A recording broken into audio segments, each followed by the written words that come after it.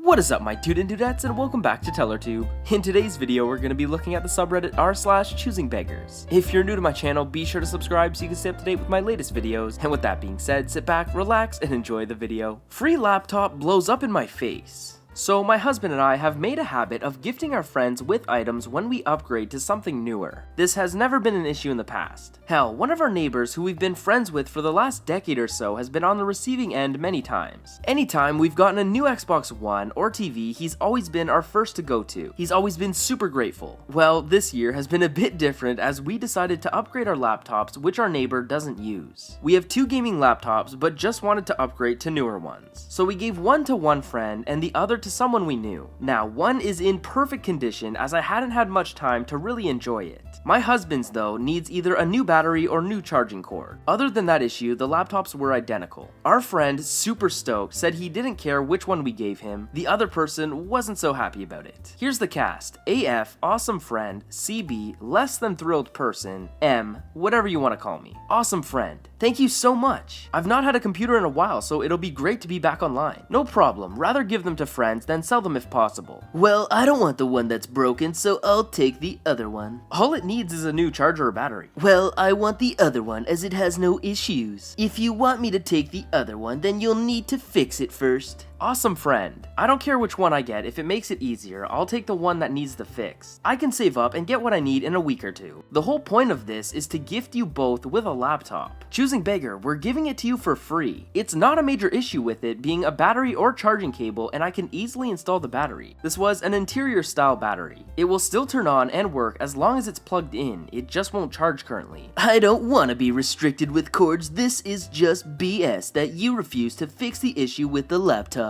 Just shows how cheap you were going to be. Then Choosing Beggar tries to grab the other laptop and leave. Needless to say, I kicked her out without the laptop. Other words were exchanged in the process, but geez, I was just trying to help her out. My husband and I had even discussed getting a new battery and charging cable for it as a surprise, but hadn't even had the time to bring that part up. Needless to say, I'm going to find someone else who will appreciate it. Amazing friend though stayed for about 12 hours or so after and constantly is over at our house, which we enjoy fully. He's asking tons of questions on how to make sure to keep it in the best shape possible.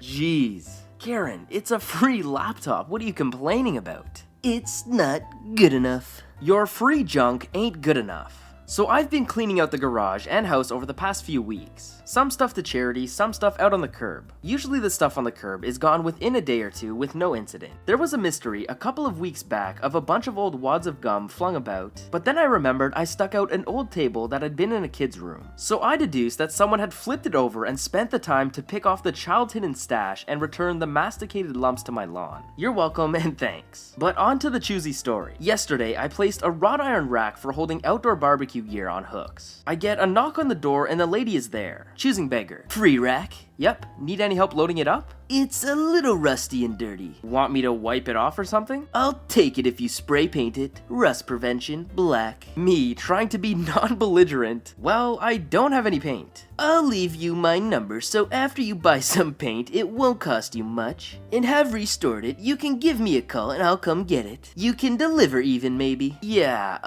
that ain't gonna happen. After a little more worthless banter of her trying to cajole me into being a better person by not putting out non-perfect free stuff or at least improving my junk for her liking, she beelines through my flower bed and across my lawn. I say thanks for stomping on my flowers and she proceeds to fling the thing in her trunk and says screw you while giving me the finger. I don't even know how to respond to this one. Clean it up, put some paint on it, and then you can deliver it for me. Holy. You didn't say I couldn't invite 1,000 people, right? So the company I work for did a customer appreciation night for any of our customers who were interested with free tickets to a game with a local sports team. We had vouchers that delivery guys would give upon request, but we also emailed a copy to our regular customers so they could print it out. We made it clear it was a voucher, but it could be turned in at the box office. We told everyone it didn't guarantee them a spot, so they should go before the night of the game to make sure they could get the seats they wanted. They were good seats too, lower level. So the night of, a ton of people show up, vouchers in hand, stand expecting to get in like they were regular tickets. The arena did their best to honor them, but sure enough, there weren't enough seats, or some people couldn't get seats together. So then, in a generous move, the arena starts handing out tickets to future games. They largely keep people handy. We also reached out leading up to the event to the contractor that runs the concession stands to tell them that it's going to be packed. But they don't want to pay for more staff, so their lines are 50 to 60 people deep at every stand. It was kind of a cluster, but most people were at worst a little annoyed, but largely cool. So the next morning, the Choosing Beggar calls started. Just mostly people telling us they were either turned away or indignant at the long lines, or pissed they didn't get as good seats as others. The usual stuff, but one stood out. One guy called us to shoo us out, saying he had printed off a bunch of those vouchers to hand out to his customers, apparently telling them they were actual tickets guaranteeing seats, and he wanted to tell us how terrible we were to make him look bad in front of his customers. I guess he may have been responsible for the significant portion of our overrun. The owner of my company wound up taking that call. Wish I could have heard that, but then again, he's always leading by example customer service wise, so probably no real fireworks. But really, how do you invite your customers to someone else's event and play it off like you're one of the sponsors? Yeah, not cool, chief. Not cool.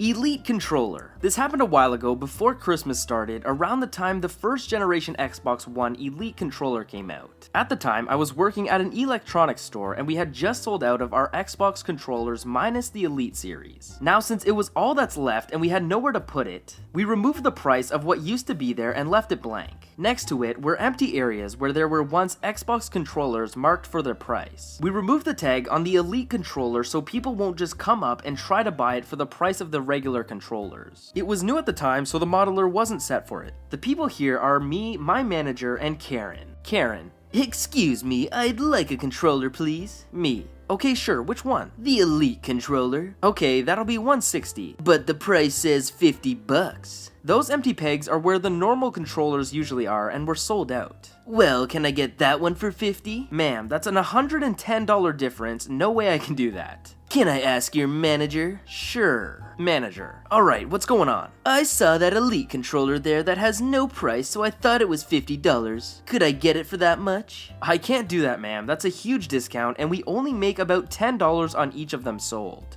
Are you serious? I'm afraid so, ma'am. Well, I just want you to know I will tell your corporate about you and that you're a horrible manager. Okay, have a good day. After that, I had so much respect for my manager for just not caring what some Karens say.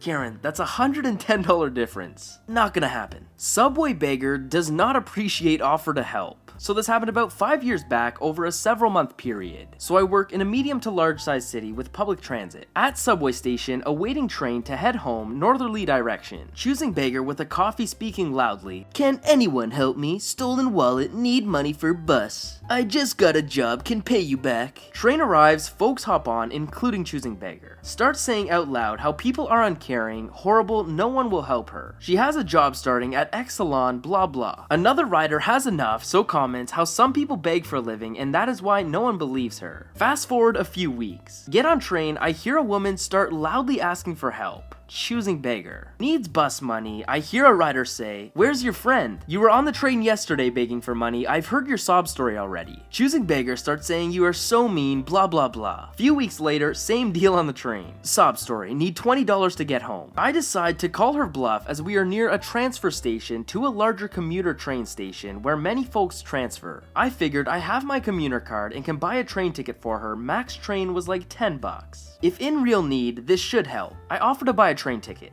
She says last time someone ordered a ticket, they wanted a sexual favor. This pisses me off. It's rush hour, she is heading towards a main train station, needs $20. She says, I need $20 for the bus. I asked where she was going as no buses in our direction were $20. She said, I need to get to City Y. Being familiar with the area, I knew the bus leaves from a station in a completely opposite direction we are heading. I said to her, well, no buses head there from this direction. You need to switch directions and switch trains, which brings you to the bus station. Ask people there for a ticket, someone may buy you a ticket. You are heading in the completely wrong direction. Think she mentioned I was being mean or an a-hole, but I did not care. Did see her again a few weeks later. Basically 2 women sitting with energy drinks in train. Choosing Beggar gives drink to her friends, walks to the middle of the train, and starts loudly with a sob story. I should have called her out, but was too tired.